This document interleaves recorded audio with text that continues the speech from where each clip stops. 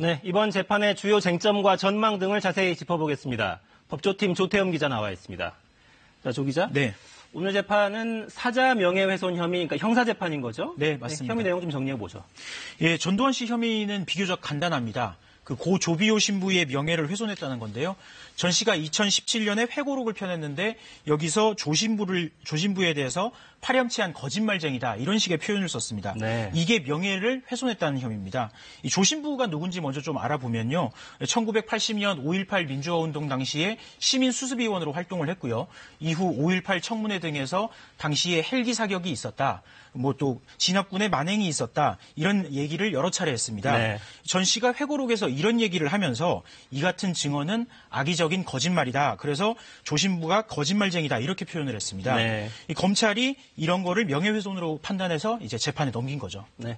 검찰이 전 씨를 재판에 넘긴 게 지난해 5월인데 오늘 첫 출석입니다. 왜 이렇게 미뤄졌습니까?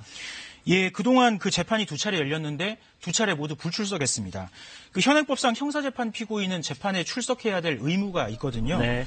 그런데 독감에 걸렸다, 알츠하이머에 걸려서 건강이 안 좋다 이런 얘기를 들으면서 출석을 하지 않았습니다. 네. 그런데 건강은 나쁘다면서도 그동안 골프를 친 사실이 드러나서 좀 일부의 비난을 받기도 했었죠.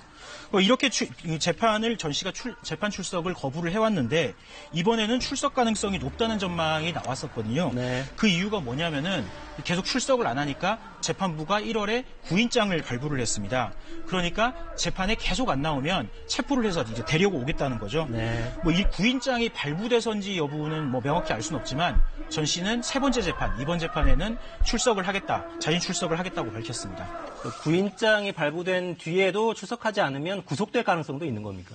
예, 일단은 경찰이 가서 구인장을 집행을 해서 그 법정으로 데리고 오게 되는 거고요. 네. 이후에도 이 재판에 성실하게 출석할 의사가 없어 보인다. 이러면은 법원이 구속영장을 발부할 수도 있습니다. 네. 그런 위험성이 좀 고려가 된 걸로 보이는군요. 네. 이번 재판의 예상 쟁점도 좀 정리를 해보죠. 예, 일단 이번 재판은 이 명예훼손의 피해자가 있는데 고 조비오 신부죠. 네. 그러니까 전 씨가 허위 사실을 적시해서 이 고 조비오 신부의 명예를 훼손했는지를 따져봐야 되는데요. 네. 그런데 현행법상 살아있는 사람에 대한 명예훼손은 사실이나 허위의 사실을 적시했을 때 모두 이제 명예훼손의 대상이 됩니다. 사실을 적시했더라도 명예훼손이 적용될 수 있는 살아있는 거죠. 사람에 대해서는 네. 이 법에 보면 사실이나 허위의 사실을 공개적으로 얘기를 했을 때가 해당이 되는데 네. 고인, 그러니까 지금 조비오 신부 같은 경우는 이미 고인이 되신 분이잖아요. 네. 이 고인에 대해서는 허위의 사실을 적시했을 때만 명예훼손으로 처벌을 받습니다. 네. 그러니까 조비오 신부가 헬기 사격이 있었다라고 증언을 한 게 이게 거짓말인지 아닌지 허위의 사실인지 아닌지를 따져보는 게 이번 재판의 쟁점이 될 걸로 보이는데요. 네. 재판부가 헬기 사격이 없었다라고 판단을 하면은 전 씨가 거짓말쟁이다 이렇게 얘기는 하긴 했지만 이 허위 사실을 적시한 건 아니기 때문에 무죄가 될 가능성이 높고요. 네. 반대로 재판부가 이 헬기 사격이 있었다라고 판단을 하게 되면은 허위의 사실을 적시한 거기 때문에 유죄 가능성이 그만큼 높아지게 됩니다. 네. 지금 5월 단체하고 유족들은 국방부 특별조사위원회가 육군이 헬기를 이용해서 당시에 헬기 사격을 했다. 이런 사실이 밝혀졌다라고 말을 하고 있는데 전 씨 측은 당시에 헬기 사격이 아예 없었다고 얘기를 하거나 네. 있었더라도 알지 못했다. 그리고 알지 못했기 때문에 고의적으로 조비오 신부의 명예를 훼손한 건 아니다. 네. 이렇게 이번 재판에서 주장할 걸로 보입니다. 그런데 전 씨가 회고록을 작성한 시점 2017년 3월을 보면은 이미 국과수가 당시에 헬기 사격이 있었을 가능성이 높다. 이런 조사 결과를 내놓은 시점이거든요. 네. 이 때문에 재판부가 좀 이런 점을 감안해서 판결을 하지 않을까 이렇게 예상이 됩니다. 네.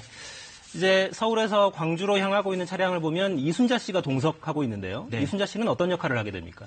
그 이순자 씨의 오늘 재판에서 공식적인 지위는 피고인의 신뢰 관계인인데요. 네. 이 신뢰 관계인이라는 게 좀 낯선 용어인데 이게 뭐냐면은 피고인의 심리가 매우 불안하거나 원활한 의사소통이 어렵다면, 그러니까 재판부라든지 검사가 뭘 질문을 했는데 잘 알아듣기 어려우면은 재판이 원활하게 진행되기 어렵잖아요. 네. 이걸 돕는 사람입니다. 보통 피고인의 배우자나 가족, 동거인 같이 피고인 옆에 있으면은 재판을 원활하게 하는데 도움을 주는 사람을 이렇게 신뢰관계인으로 신청을 하면 재판부가 허가를 해주는데 이 전 씨가 지금 알츠하이머가 있다 이렇게 주장을 하고 있잖아요. 네. 그것 때문에 재판부가 피고인석 옆에 신뢰관계인으로 앉을 수 있도록 이렇게 허가를 해준 걸로 보입니다. 전 씨 측 입장에서 보면 그동안의 불출석 사유에 대한 어떤 설명이 되는 그런 정황으로 보여줄 수도 있겠군요. 예, 그만큼 알츠하이머 때문에 못 나왔다라고 얘기를 했는데 네. 아까 말씀드렸지만 뭐 골프를 친 걸 보면 이게 꾀병이 아니냐 이런 의혹들이 있었잖아요. 네. 근데 이 정도로 옆에 누군가 앉아서 설명을 해줘야 되는 정도로 이 불안정한 상황이다. 그래서 알츠하이머가 정말 맞다. 이런 식의 좀 주장의 신뢰를 높이는 그런 장치로도 활용을 할 수 있을 것 같습니다. 네.